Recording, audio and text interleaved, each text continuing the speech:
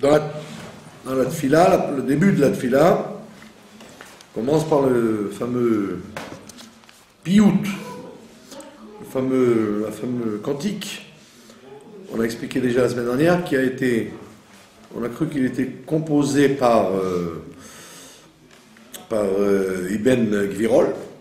On a cru que c'était un poème du Moyen-Âge d'Ibn Gvirol, mais en vérité on a retrouvé la source, que c'était bien antérieur à Ibn Gvirol, c'était par un des Géonim, carrément, le Rav Achai Gaon.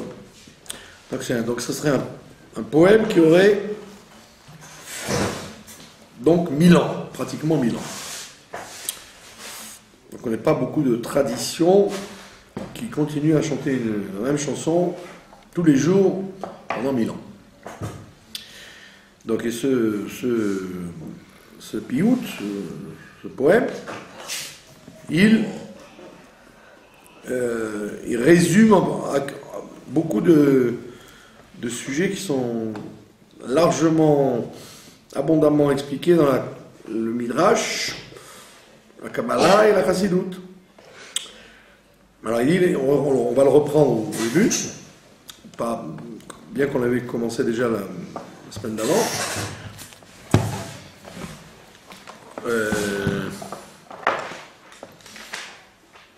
Voilà. Est-ce que vous pouvez me donner le magnétophone qui est dans le tiroir, s'il vous plaît? J'ai complètement oublié. Alors, il dit Adon Olam, maître du monde.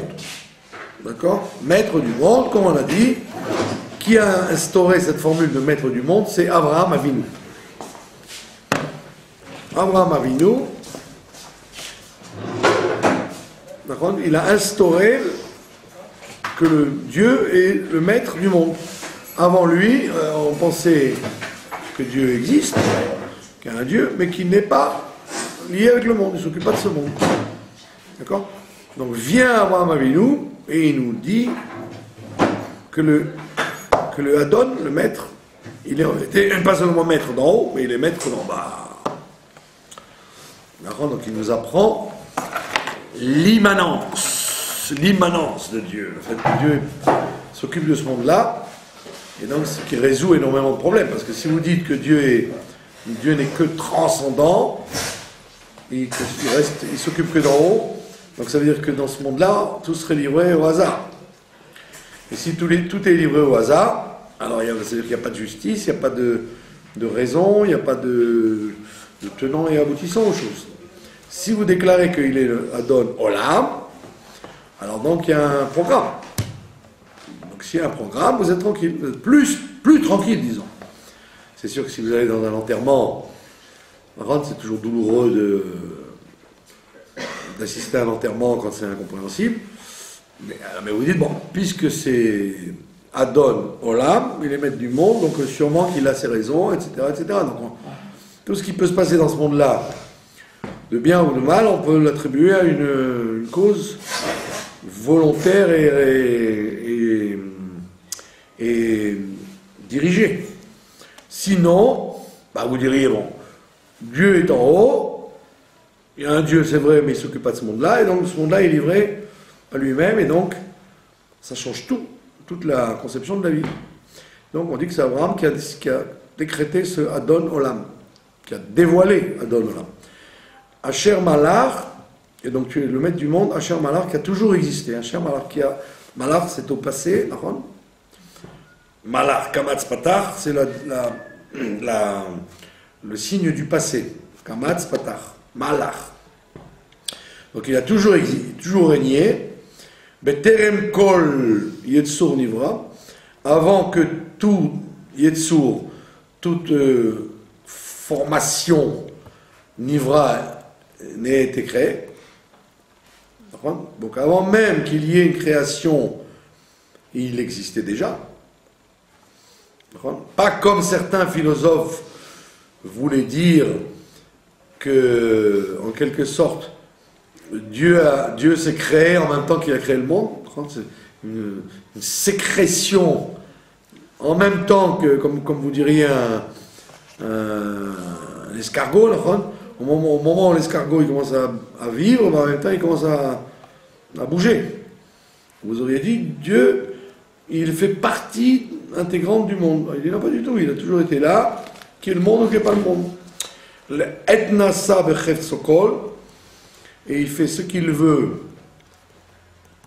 becheftso, enfin tout ce qui existe, becheftsokol vient quand il le veut, vient d'après sa volonté.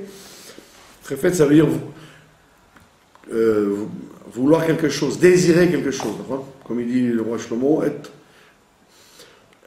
il dit il y a un temps pour chaque objet, mais en vérité aussi il y a un temps pour chaque volonté.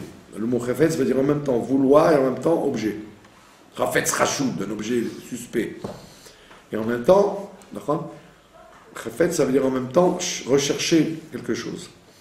De là, on voit que l'hébreu est une langue extrêmement indicative parce que par la racine, elle vous dévoile tout. Donc le fait de dire qu'un objet, il veut dire en même temps un désir, c'est-à-dire que tout objet, il a une finalité, quoi. Tout objet a une finalité. Il n'y a rien qui existe pour rien, quoi. Rien n'est là pour rien. Donc, Cheftsokol, le désir de Dieu, c'est le résultat, c'est le monde. Il l'a voulu, c'est-à-dire tout ce qui existe, il le veut. Et pas comme les gens voudraient dire qu'il y a des choses qu'il tolère et des choses qu'il veut. En vérité, non, tout ce qui existe, il le veut. Sinon, il ne le laisserait pas faire. Il ne faut pas dire, Dieu, il tolère les mauvaises choses et les bonnes, il les veut. Non, non, il désire même les mauvaises choses s'il les laisse faire. Par contre, c'est pas qu'il n'a pas le choix. Donc, vous pouvez dire, je fais des choses que j'ai envie, et celles que j'ai pas envie, je les fais malgré tout. J'ai plusieurs degrés dans mon désir. D'accord? On te dit non. C'est vrai que apparemment, tu vas dire, Dieu, il veut pas le mal, et il le tolère. Il n'a pas voulu la Shoah, mais il a laissé faire. Mais en réalité, quand vous allez profondément, vous dites non, parce que si vous voulez vraiment pas une chose, il la laisserait pas faire. Pas comme vous. Vous, si vous voulez pas une chose, des fois, vous n'avez pas le choix. D'accord ? Vous ne pouvez pas vous empêcher de vieillir, vous ne pouvez pas vous empêcher d'avoir faim. Donc, vous ne faites pas ce que vous voulez dans la vie. D'accord ? Alors que lui, oui. Donc, même les choses qui sont mauvaises pour nous, il les veut quand même. Donc, tout est le résultat de Cheftso, de son désir, de ce qu'il veut. Azaï Meler Shmonikra. Et il était déjà appelé roi depuis ce temps-là. Depuis que le monde a été créé, il a été appelé roi. Qu'est-ce que ça veut dire? Roi, ça veut dire qui dirige, qui décide tout. Et une fois que tout aura disparu, d'accord, Levado Imlornora, tout seul, il régnera de façon redoutable. D'accord? Alors, comme on l'a expliqué la semaine dernière, ce que la Chassidoute amène au nom du Rambam dans le guide des égarés, dans le Moré Nevuchim, où il explique là-bas que quand on dit que tout aura disparu, Kichlotakol, c'est pas que vraiment le monde va disparaître, parce que le bon Dieu n'est pas versatile pour dire je crée un monde et puis après je le détruis, mais disparaître, ça veut dire disparaître en tant que monde. Il sera là, mais pas en tant que monde. Il sera là en tant que comment on dit, Dvar Hashem, la parole de Dieu. On ne verra dans le monde que la parole de Dieu, on ne verra pas le monde. C'est ça ce qu'on appelle disparaître. Disparaître en tant qu'entité indépendante vis-à-vis de Dieu. Là, pour l'instant, on a l'impression que Dieu crée le monde. En vérité, Dieu s'est investi dedans. Il est dedans entièrement. Mais nous, on ne le voit pas. Donc, on dit il y a le monde et il y a Dieu. On te dit non. En vérité, même le monde, c'est une partie intégrante de Dieu. Et tu ne le vois pas. À ce moment-là, tu le verras. Donc quand tu le verras, tu diras, plus il y a le monde, tu diras, il y a que Dieu. Et donc ce sera Imloch Nora, il régnera de façon, comment on dit, impressionnante. D'accord? Donc vous voyez qu'on dit ça le matin, et c'est très profond ce qu'on dit. Ve'uaya ve'uove, il a toujours été là, ve'uove, et il est présent. On a dit, le seul qui soit présent, c'est Dieu. Il n'y a aucun être existant qui puisse vivre le présent. L'homme vit toujours une seconde en retard ou une seconde en avance. Donc un homme, il ne dit pas « je suis ové », je suis maintenant. Il peut dire « j'étais » ou « je serai », mais il ne peut pas dire « je suis ». D'accord? Alors vous pouvez dire sur un individu « ou aya », vous pouvez dire « où il est », il était ou il sera. Mais vous ne pouvez pas dire « ou ové ». Il est maintenant. Le maintenant, on est capable de l'attraper. D'accord? Alors que lui, oui, le mon Dieu, oui, il est ové. Il peut être à l'instant présent. Ve'u yiyeh petit phara, et il restera toujours dans sa splendeur. Ve'u echad ve'en sheni, il est un, et il n'y en a pas un deuxième. Comme on l'a expliqué la semaine dernière, qu'en vérité, quand on n'a pas bien réfléchi dans la vie, on se dit, oui, ben c'est élémentaire ça. Dieu est un, il n'y en a pas un deuxième. C'est le principe même du monothéisme. De croire que Dieu est un et qu'il n'y en a pas deux. Il n'y en a pas trois non plus, ni le Père, le Fils, le Saint-Esprit. D'accord. Quand on dit qu'il n'y en a pas deux, ça veut dire que vous auriez pu dire, il y en a deux parce qu'il y a le bien, le mal, le noir, le blanc, la nuit, le jour. Comme les gens d'Extrême-Orient, qui tirent le yin et le yang. Alors, en réalité, quand vous êtes jeune d'esprit, pour vous, c'est pas chaud de dire ça, c'est évident. Vous dites, oh, il est tout seul, c'est évident que Dieu est un. Mais quand vous vivez dans le monde, vous dites, attends, je comprends pas.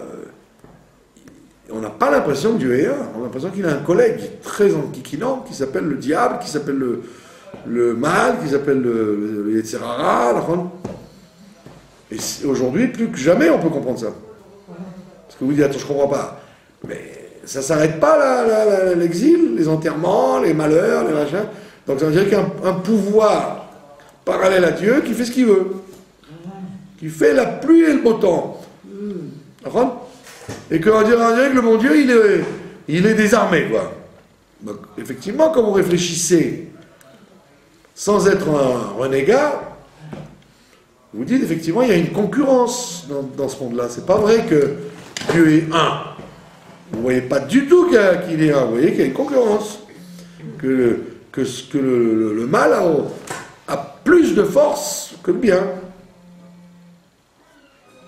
Et c'est pour ça qu'on vous dit, non.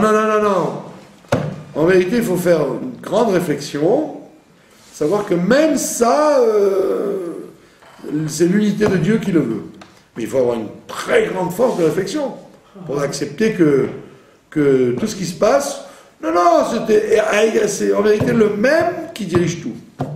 Vous n'avez pas l'impression que c'est le même qui dirige tout. Vous avez l'impression qu'il y a un monsieur qui s'appelle le bon Dieu qui est désarmé et qu'il y a les forces du mal qui font ce qu'elles veulent. Et qu'on les arrête pas, quoi. Qu'au contraire, vous voyez, dans le judaïsme, on n'arrête pas de les calmer, quoi. On calme les forces du mal, il faut leur offrir des sacrifices, il faut faire des tfilotes pour pas qu'elles se déchaînent. Donc vous dites, attends, il y en a un ou il y en a deux dans cette histoire-là. Donc c'est vraiment une profession de foi, alors qu'un quelqu'un qui n'est pas très mûr, c'est facile pour lui de dire Shema Israël, Dieu est un. Mais quand vous vivez dans le monde, vous dites, attends, je ne comprends pas, où il est, en quoi il est un. D'accord? Donc c'est très, très, très fort de dire Ve'echad ve'en sheni, il est unique et il n'y en a pas un deuxième. Parce que tout esprit un peu réfléchi dirait, bah oui, il y en a un deuxième. C'est pour ça que le catholicisme est tombé dans ce piège-là, de dire qu'il y a le diable, le Dieu et le Satan. Ils ne sont pas si fous que ça, les philosophes chrétiens. Et l'Extrême-Orient non plus, ils ne sont pas si fous quand ils vous disent oui, Galion. Vous voyez qu'il y a deux forces, l'une vis-à-vis de l'autre. il faut être très accroché pour accepter qu'il n'y en a qu'un. Que même ces forces négatives qui existent, ben, elles sont dirigées par un grand patron qui est au-dessus de tout ça. Et c'est pas comment on appelle ça, de l'athéisme ou de l'hérésie que de réfléchir comme ça. Tout individu normal, il peut, avec le temps, dire effectivement, j'ai l'impression qu'il y a deux domaines. Il n'y a pas un seul domaine, il y a deux domaines. Et celui qui ne vous dit pas ça, c'est ou quelqu'un qui a beaucoup travaillé sur sa foi et qui accepte toujours de voir Dieu partout, ou c'est un sacré hypocrite, et qui dit Shema Israël, mais en vérité, il n'a rien à faire que Dieu soit un ou pas, il vit la vie comme elle est, bon. Qu'il ait des malheurs, bon, c'est pas grave, prenons les bonnes choses, et puis les mauvaises, laissons-les courir. Pas évident. D'accord? Donc il est un, mais il n'y en a pas un deuxième. Donc c'est une sacrée déclaration de dire ça. Les Hamshillo, qui auraient pu, les Hamshil, la Shon Memshala, qui auraient pu diriger, qui dirigent le monde, les Harbira. Les Harbira, ça vient du mot Chaver.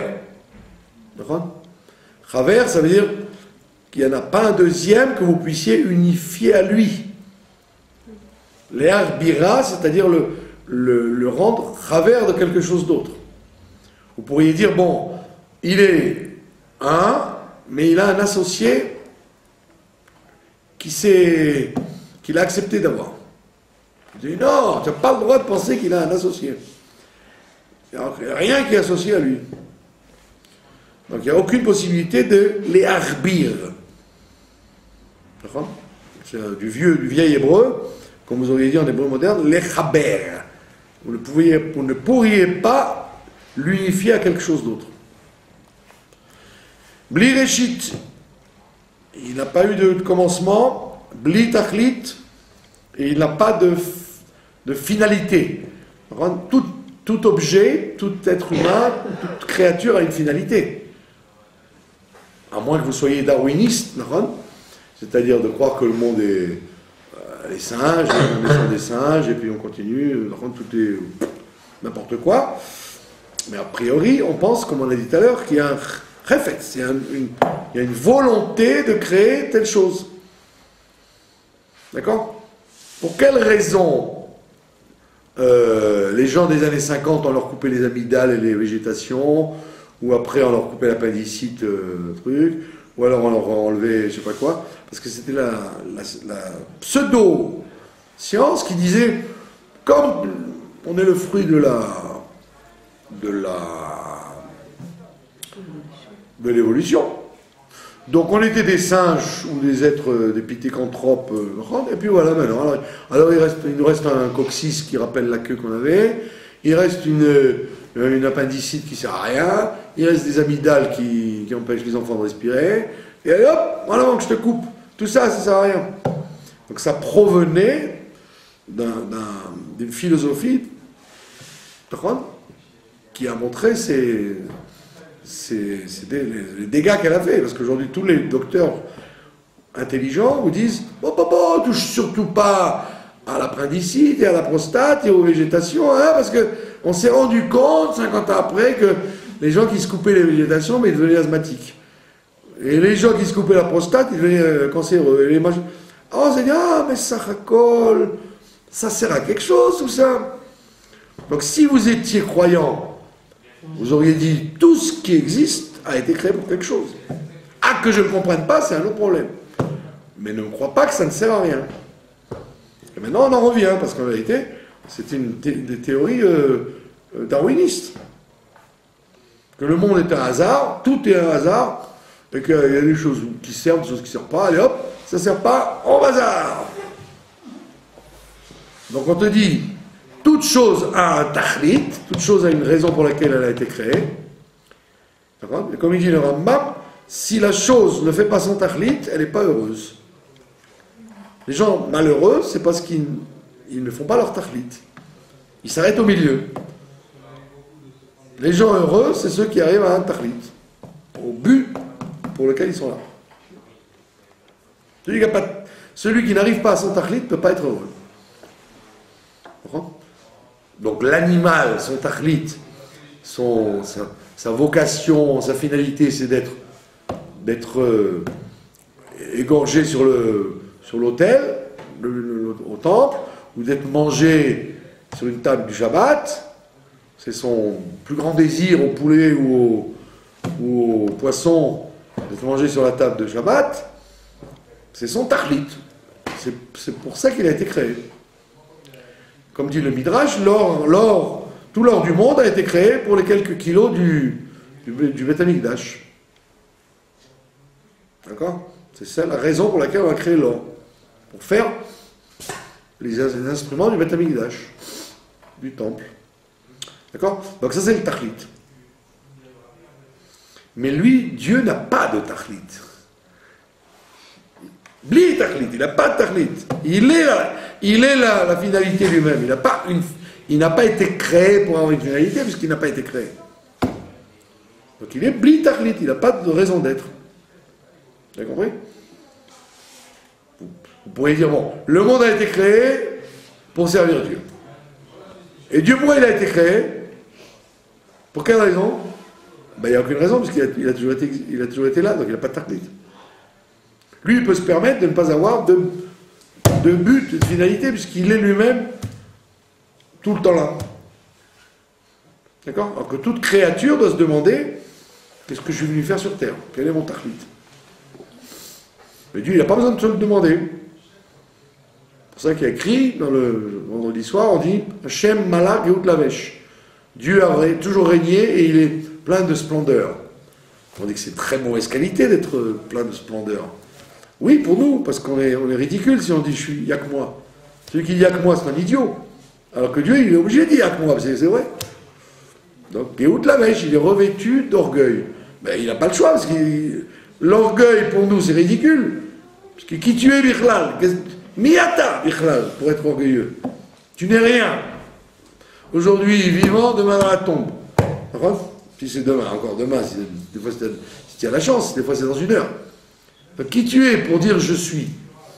Oh, je suis Tarzan, je suis Pharaon, je suis président des États-Unis, tu n'es rien du tout. Donc toi, tu as la mission de t'écraser, de te la fermer parce que tu n'es rien. Mais lui, il a l'obligation de dire je suis tout, puisque c'est vrai. Ce serait un menteur si le bon Dieu disait « Oh, qui suis-je? Mais je ne suis rien dans ce monde-là. » Mais quoi, tu es rien, tu es tout. Tu es le créateur, le créé, donc lui, il peut se permettre, et donc il n'a pas de raison d'être, puisqu'il est tout le temps là. D'accord? Quand vous rentrez dans une pièce, comme disaient d'ailleurs les philosophes français, Voltaire, Montesquieu et compagnie, si tu vois un truc dans un endroit, c'est qu'il a été mis par quelqu'un. Si vous rentrez maintenant dans une pièce, vous dites, il y a une caméra, sûrement qu'on est en train de filmer. Il y a des livres ouverts, sûrement qu'on est en train de s'en servir. Il y a des lumières allumées, sûrement qu'on s'en sert. Bon, tout de suite, vous voyez un rapport. Si vous ouvrez la porte du livre, vous savez, non, ça a toujours été là comme ça. Hein. Depuis la création du monde, ben, la lumière est allumée, le livre est ouvert. Vous dites, de qui tu te moques? C'est évident qu'il y a eu une main derrière tout ça. Et donc il y a une raison. Donc tout individu, quand il voit quelque chose dans ce monde-là, il dit à quoi ça sert? Comme la brave Tunisienne qui regarde le match de foot, vous connaissez? La brave mère tunisienne qui regarde le match de foot, il y a tous ces enfants qui regardent le match, et elle dit, c'est bon pour nous, c'est bon pour nous. Vous voulez savoir, parce que on est avec les bleus contre les rouges, les verts, est-ce que c'est bon pour nous? Donc ça veut dire, il y a un tahlit, est-ce que c'est bon ou pas bon? Alors elle dit, mais non, le but de la manœuvre c'est de jouer, c'est stable, on s'en fiche, c'est bon pour nous, pas pour nous. Donc vous, quand vous regardez n'importe quoi, vous dites, à quoi c'est venu, qu'est-ce que c'est venu faire sur Terre? Pas comme les Australiens qui ont tué tous les serpents en Australie. Non, ils ont tué tous les souris en Australie. Et ils se sont rendus compte que depuis qu'ils avaient tué les souris, eh ben, les serpents mouraient aussi. Et quand les serpents mouraient, les kangourous mouraient aussi. Parce qu'en réalité, les kangourous mangeaient les serpents qui mangeaient les rats, les souris. Donc en vérité, ils ont rapatrié des souris, ou des rats, je sais pas quoi, pour que les kangourous ne meurent pas. Donc les gens ils disent ah ça sert à rien donc on va s'en débarrasser. Ne parle pas comme ça, même les moustiques, même les comment on appelle ça, les cafards ont une raison d'être. Donc ça veut dire que tout ce qui est créé a un tarlit. Il y a une flèche qui dit ça sert à ça. Et Dieu lui il n'a pas de flèche. Il est la raison d'être des choses. Il est parce qu'il est. Nekuda.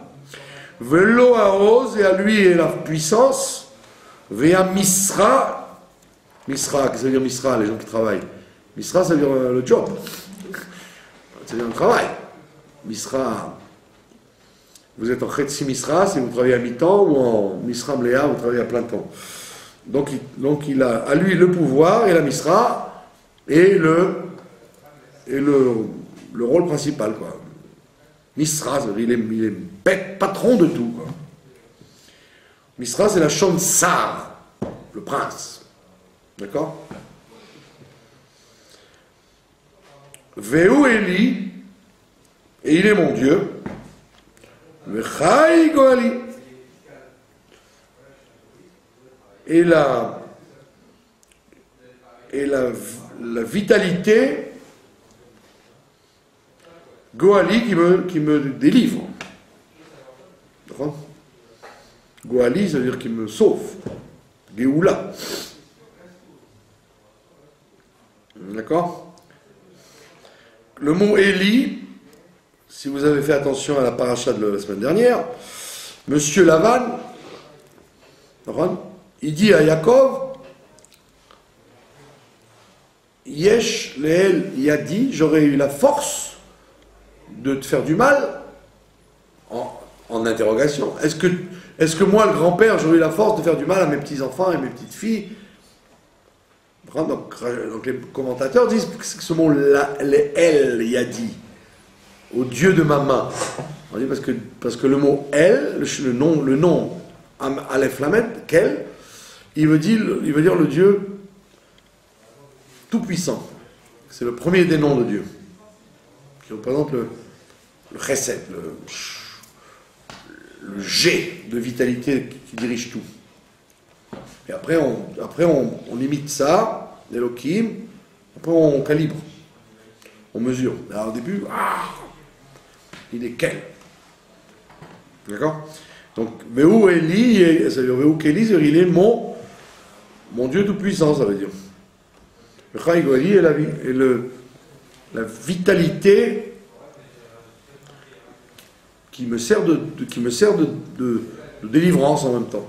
Vetsur Chevli, et il est en même temps le rocher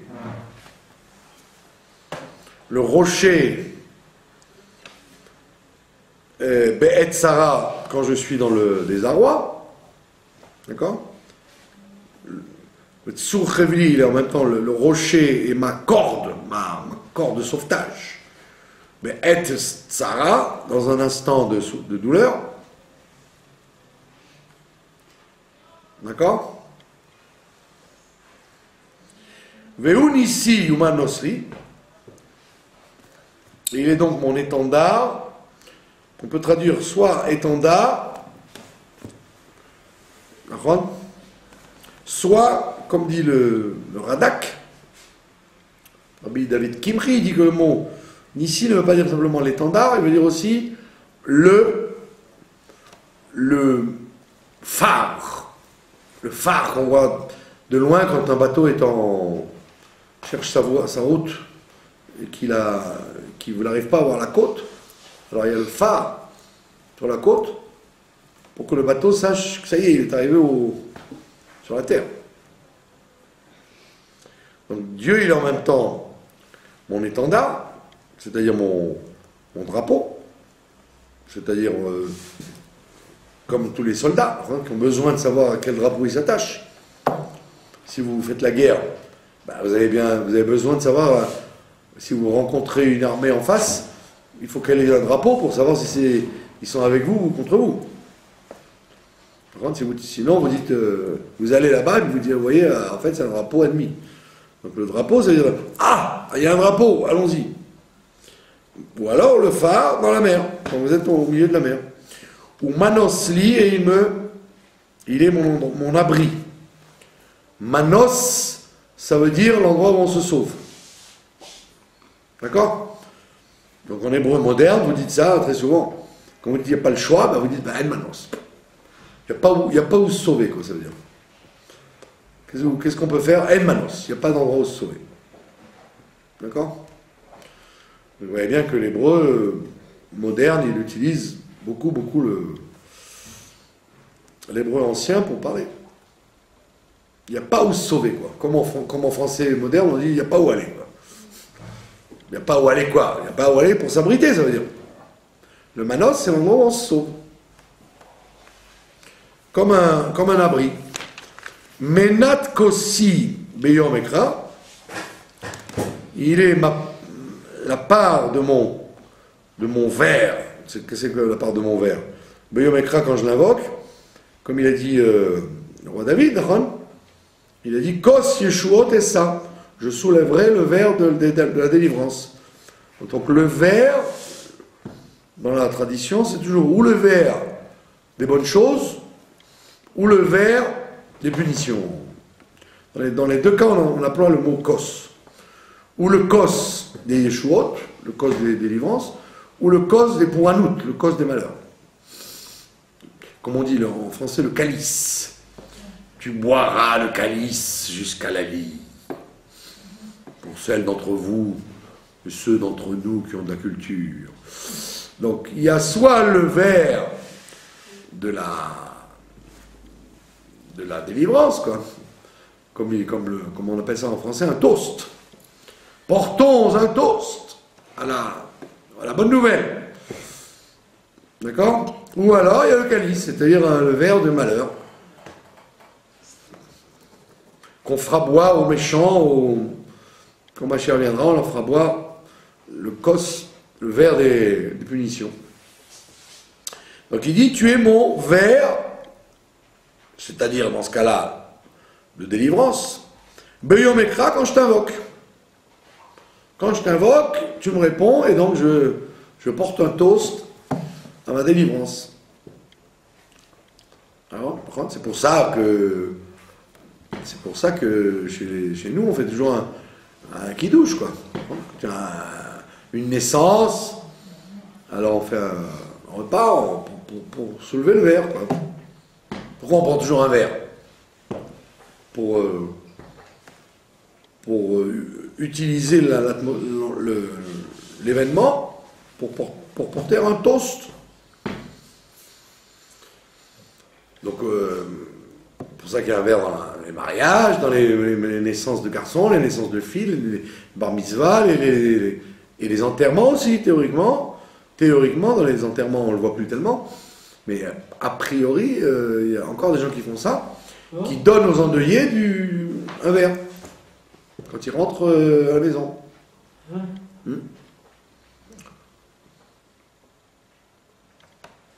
D'accord? Donc il y a toujours le verre qui accompagne un événement. Beyado afkid ruchi, dans sa main, je transmettrai mon âme. D'accord? Quand ça, Be'etishan, au moment où je dormirai. Vea ira, et au moment où je me réveillerai.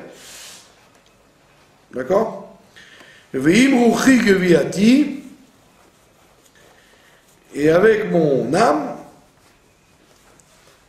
c'est-à-dire mon esprit, geviati, il y a à qui je transmets mon esprit, et ma gevia. C'est quoi gevia? C'est mon corps. Le corps, quand il perd son âme, il s'appelle gevia. D'accord? C'est-à-dire un cadavre, quoi. Un individu qui n'a plus de ruach, On appelle une gvia. Avec un va, d'accord? Parce que si c'est avec un bête, c'est une coupe. Gvia. Hachem li, Dieu sera toujours avec moi, velo ira, et je n'aurai jamais peur. Voilà. Donc, très jolie prière, très joli poème qu'a repris Ibn Gvirol, et qu'on dit tous les jours. Alors, il y en a qui le disent au début de la prière, il y en a qui le disent à la fin. D'accord? Il y a certaines communautés où le Shabbat, par exemple, ils disent ça à la fin de la prière en chantant. Et il y en a comme vous voyez dans notre sidour là, qui le disent au début. Mais en règle générale, pratiquement toutes les communautés le disent, même les Thémanim, qui sont censés ne pas avoir connu tellement Ibn Gvirol, puisqu'il était en Théman alors que lui était en Espagne. Mais en réalité, comme on l'a dit tout à l'heure, c'est avant Ibn Gvirol, au Moyen-Âge, c'était à Babel, au temps des Géonim, et donc on comprend très bien que les Thémanim connaissent ce piout, même au Théman, et qui donc il a traversé il a traversé toutes les communautés, ce cantique. Voilà. Après, qu'est-ce qu'on dit? Eh bien, on dit le passage du sacrifice de Isaac. Pourquoi dit-on le sacrifice d'Isaac tous les jours? Eh bien, pour nous rappeler le mérite d'abord d'Abraham et Yitzhak, qui ont été prêts à donner leur vie pour un ordre de Dieu. Et donc on lit ça pour nous inviter à en faire autant, d'être capable de donner sa vie, quoi. Ce qui n'est pas une petite chose, d'accord? Bon, c'est vrai que nous, dans nos générations à nous de la fin des temps, où nous voyons rendre la grande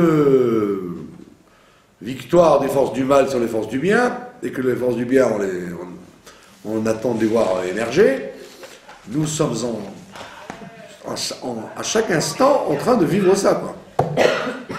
Chaque individu, tous les hommes de bonne volonté aujourd'hui, à chaque instant, ils font sacrifice d'Yitzhak. D'accord? Ouais. Bah oui. Les gens, ils croient que c'est normal. Non, la normalité, c'est d'être corrompu et de faire n'importe quoi. Donc nous allons à l'encontre de la normalité, en fait, dans ce monde-là. Quand le monde se comporte bien, c'est quelque chose qui est bizarre. Parce qu'il aurait dû ne faire que se dégrader, se corrompre davantage. Donc, quand vous voyez des points où il n'y a pas de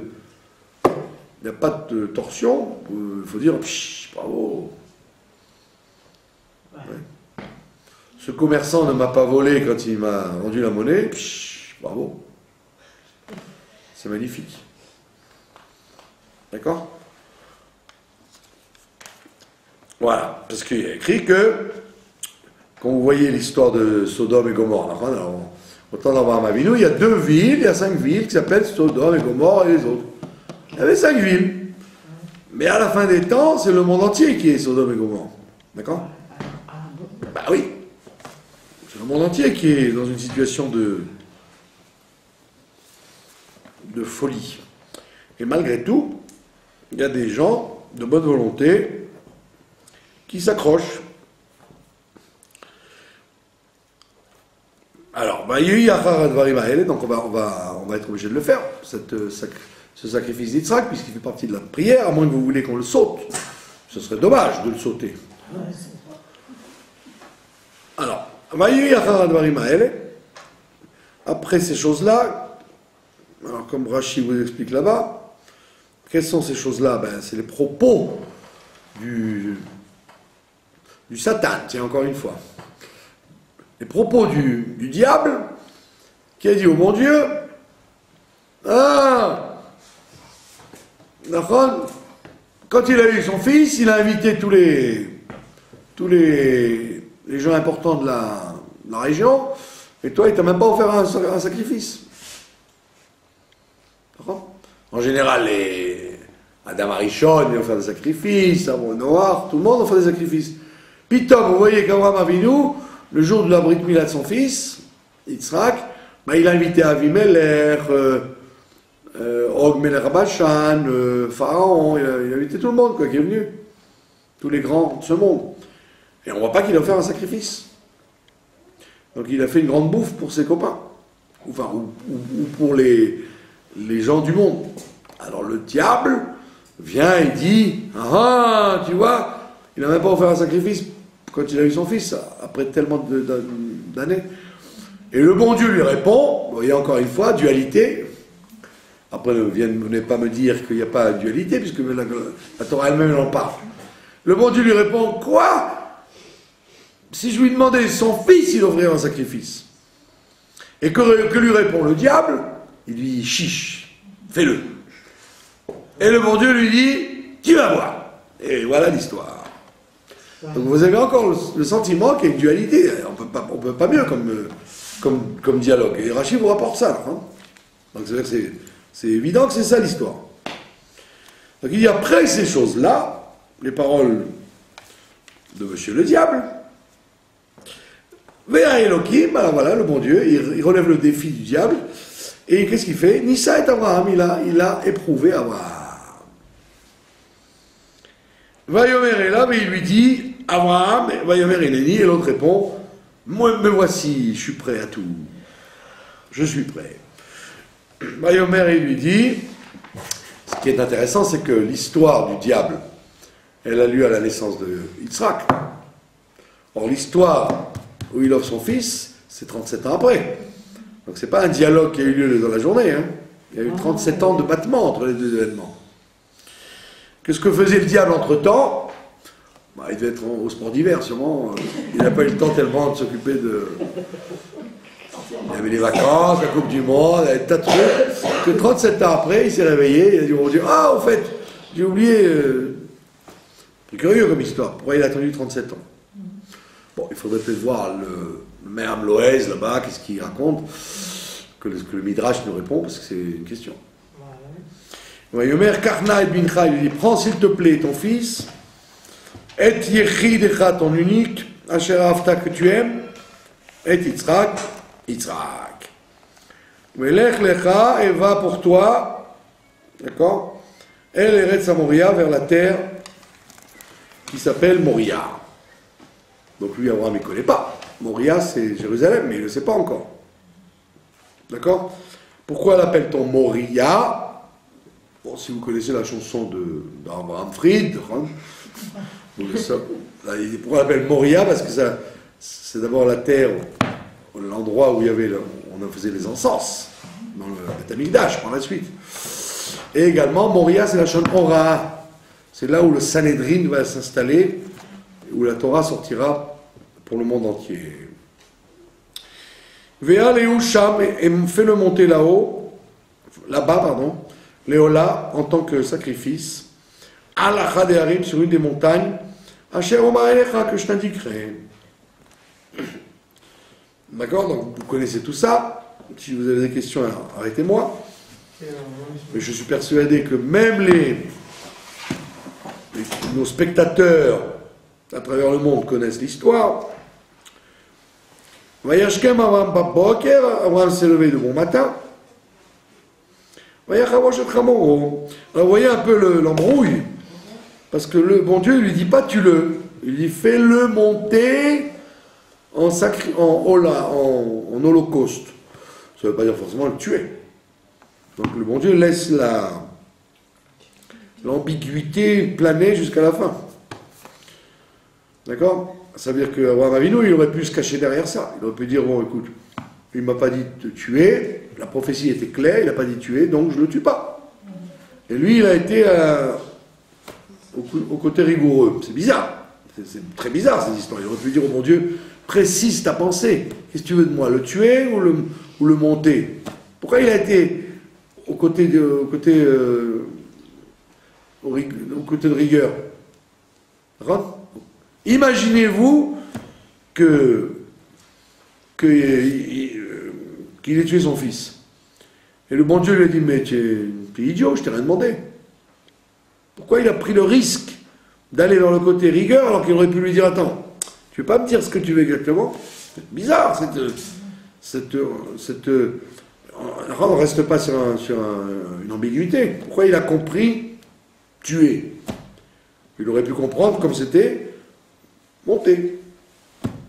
Pourquoi holocauste ça veut dire tuer? Élever ça des Shabbats. Hein? Élever ça des Shabbats. Oui, il l'a élevé sur l'autel. Comme Yaakov, quand il a dormi à cet endroit-là, il a eu une prophétie. Ça veut dire que c'est un endroit particulier. Je dis, on va comprendre pourquoi il a dit, bon, monter, non, ça veut dire tuer. Mais dans le judaïsme, il y a plus de questions que de réponses. D'accord? Alors il lui dit, donc il se lève de bon matin, il a scellé son âne, lui-même. Il aurait pu passer par des employés, et il voulait montrer que c'est lui qui fait les choses.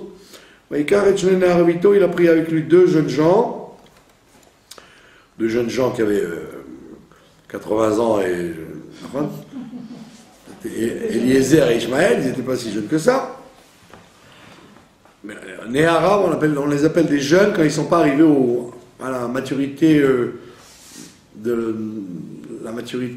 intellectuelle. Comme Yoshua, avant qu'il remplace Moshe, on l'appelle encore Nahar. Comment on dit en français? C'est un genou. C'est un genou, c'est pas un genou au niveau de l'âge. C'est un genou, c'est-à-dire c'est un garçon, quelqu'un pas très mûr, quoi. En politique, ou n'importe quoi, on peut dire que c'est un genou, d'accord? Même s'il a 100 ans. C'est ça qu'on veut dire. Donc il a pris ces deux jeunes gens avec lui, Yitzhak Beno et son fils.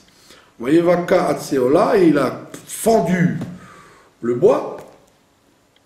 Vous voyez, comme, et il s'est levé, donc Vayakom Vayeler, il est parti. El Amakom, à l'endroit, Asher Amarlo Elohim, que Dieu lui a indiqué. D'accord?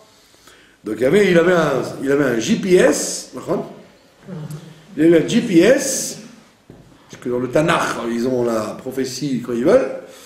Donc, il a un GPS qui lui disait, oui, à droite, gauche, droite. Il est parti de Hebron, puisqu'il habite à Hebron. Pas comme on croit à Beersheba, comme à la fin. Il va se retrouver à Beersheba, mais il venait de Hebron. Puisqu'il habitait avec sa femme. Et sa femme, elle est morte à Hebron. Donc il est parti à pied de Hebron jusqu'à Jérusalem. C'est pas si loin que ça. D'accord? Malgré tout, Bayom Hashlishi, il a mis 3 jours. Parce qu'on le GPS l'a embrouillé. Exprès. Pourquoi le GPS l'a embrouillé? C'était pour le faire réfléchir en disant, en fait, j'ai mal compris, c'est pas tuer, c'est monter. Donc, je vais pas le tuer, je vais bien réfléchir, tatati. Donc, le temps qu'il calme. Quand on fait vous savez très bien, quand on fait une mitzvah, en général, avec le temps, on n'a plus envie de la faire. Alors que si vous la faites dans le feu de l'action, c'est fait. Vous voyez bien le matin, si quelqu'un se lève et qui ne prie pas tout de suite, ben, il va traîner, un petit café, on met une lessive en marche, et on commence ça, et puis après elle passe, on n'a rien fait. Alors que dès que tu te lèves, hop, va prier. Donc dès qu'il y a une mitzvah à faire, vite, ne réfléchis pas, parce que sinon tu vas te refroidir. Alors que quand il s'agit du mal, il n'y a pas de problème, ça, tu cours. Donc c'est évident que le bon Dieu, s'il avait bousculé, les gens auraient dit, oh, parce qu'on l'a embrouillé là, donc c'est pour ça qu'il a tué son fils, sinon il aurait réfléchi, il n'aurait pas fait. Là on lui a dit 3 jours, tu as 3 jours de réflexion, il avait largement le temps de se dire, j'ai aucune intention de tuer mon fils. Donc c'est pour ça qu'il est arrivé le 3e jour. Vaïssa Abraham et Tenav, Abraham a levé ses yeux, Vaïar et Tamakom et Rachok, et il a vu l'endroit de loin. Donc on lui a fait une espèce de colonne de fumée, comme au temps du désert, et il a vu que c'était effectivement l'endroit. Vaïomer Abraham el Neharav, Abraham a dit à ces deux jeunes gens, Shvu lachem po imachamor, restez-vous là, ici, avec l'âne, d'accord? Comme dit le Maharal de Prague, il dit, je crois qu'il cite un Midrash d'ailleurs, il dit, Shvu lachem po ima chomer, restez-vous en bas dans ce monde-là avec la matière, Mani et Béanahar, et moi et mon fils, on va monter, on va s'élever. Ça veut dire que c'est le Ham Israël, quoi. Les nations vont rester en bas avec la matérialité qui vous intéresse, et nous on s'élève vers le spirituel, parce qu'ils auraient pu l'accompagner. Par contre, pourquoi il les a laissés en bas? Parce qu'il dit non, restez avec l'âne. Tout ce qui est matière, c'est ça qui vous intéresse, alors restez en bas, gardez ça, moi, je m'élève avec mon fils. Ça veut dire que il n'y a que le Ham Israël qui est capable de véritable spiritualité, quoi. Si vous voyez, d'ailleurs vous le voyez bien, le Ham Israël, c'est le seul peuple qui a gardé la spiritualité pour elle-même. Au contraire, qui élève même le reste des choses dans la spiritualité. Alors que les autres, ça tombe toujours à l'aigre. Vous voyez bien l'islam. L'islam, au départ, c'était une religion de spiritualité. Ah, et maintenant, qu'est-ce que ça devient? Un truc pour tuer tout le monde, pour tuer le monde, tuer les gens, avoir le maximum de femmes, donc c'est un truc qui s'effondre. Donc c'est-à-dire que les nations sont incapables d'utiliser la spiritualité pour elles-mêmes. Ça devient toujours un prétexte à faire des choses pas du tout spirituelles.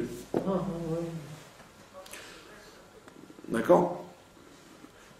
Même les goïms eux-mêmes, ils vous le disent. Très rare que les goïms qui restent dans le rouhani. Toujours, tout descend, tout devient ou de la sorcellerie, ou de l'invasion des peuples, et de tuer des gens, ou de les voler. C'est toujours comme ça. Toutes les religions sont devenues comme ça. Ils ont tourné en... Alors que nous, c'est tout le contraire. Nous, avec le temps, vous voyez bien que de tout, on en a fait du rouhani. Ouais.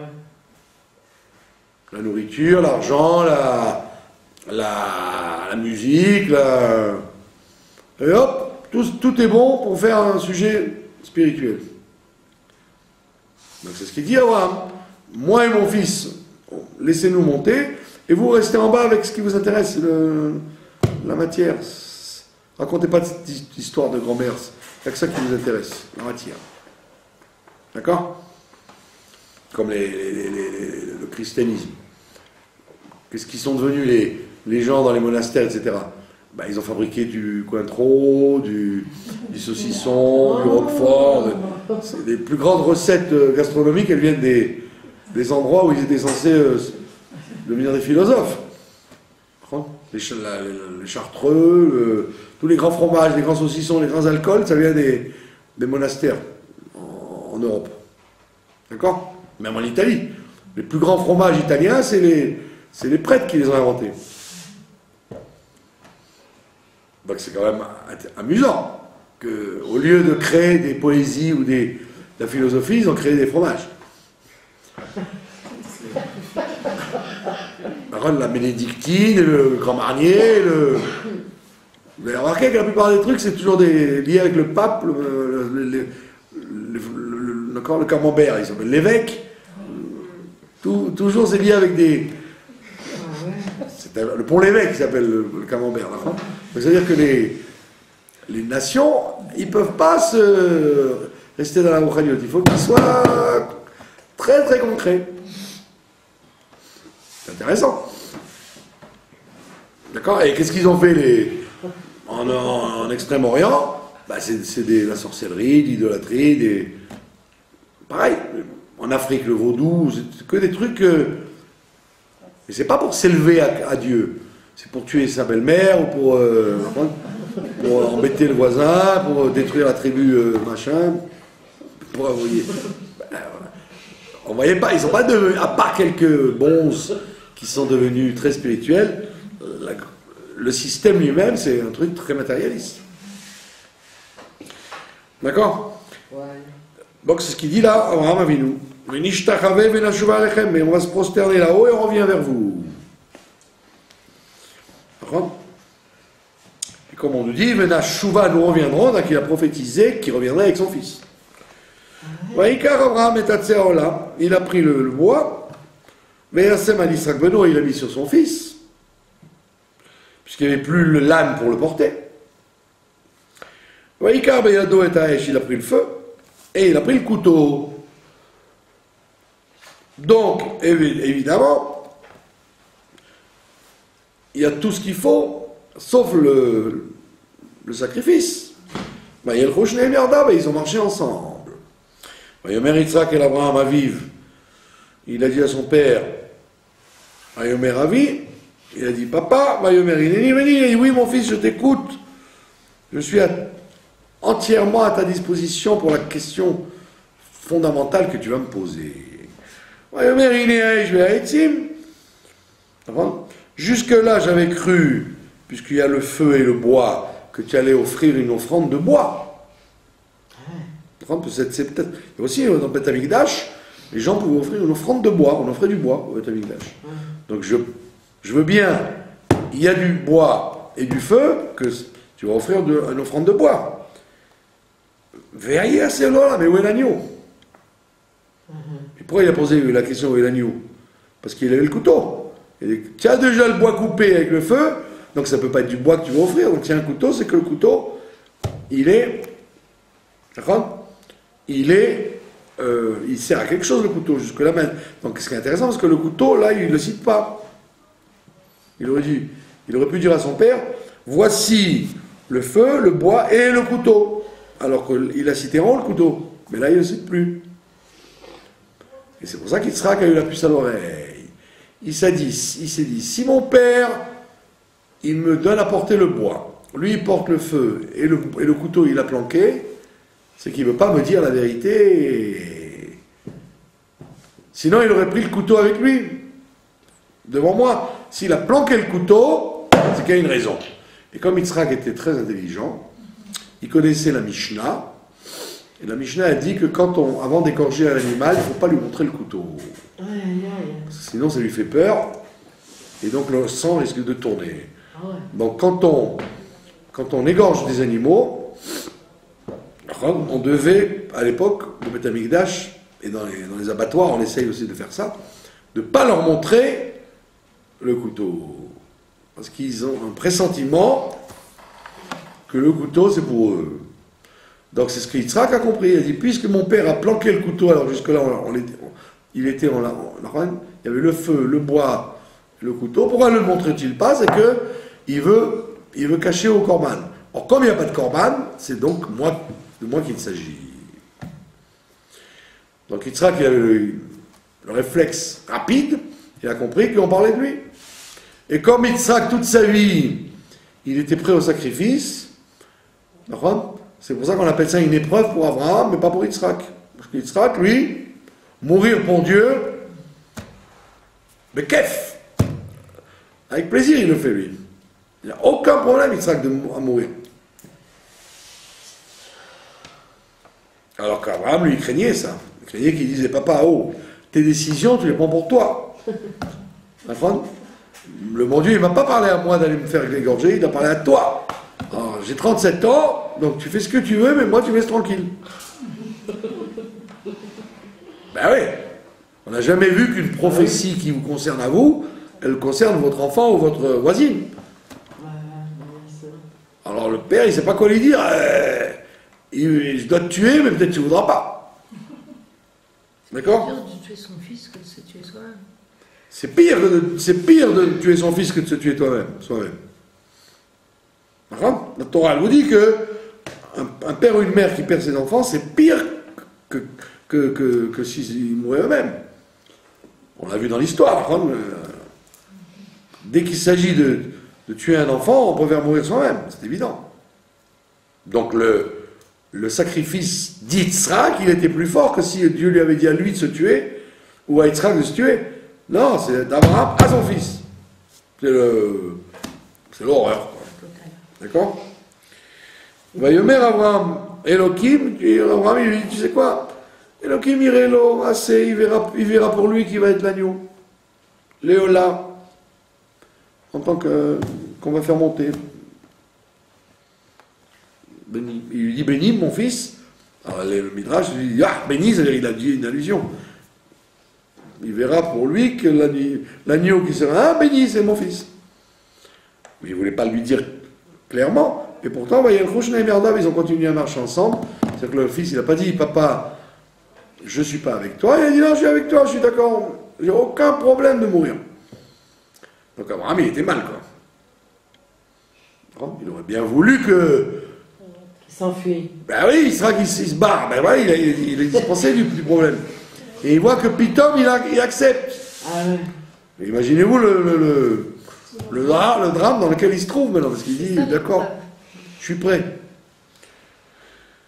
Ils ont marché ensemble, ça veut dire main dans la main, je vais te tuer, tu vas me tuer. Oh, c'est un beau programme. Quelle bonne promenade. Ils sont arrivés à l'endroit où Dieu leur a dit. Là-bas, il a construit un hôtel et il a installé le bois et il a attaché son fils. Et comme dans tous les bons feuilletons de télévision, comme il est 9h03, nous allons arrêter et vous serons la suite de cet extraordinaire épisode la semaine prochaine, si vous le voulez bien. Et surtout que personne ne connaît la fin. Donc, personne ne connaît la fin, donc le suspense va rester jusqu'au bout. Voilà, je vous remercie de votre attention. Ça, c'est les 10 épreuves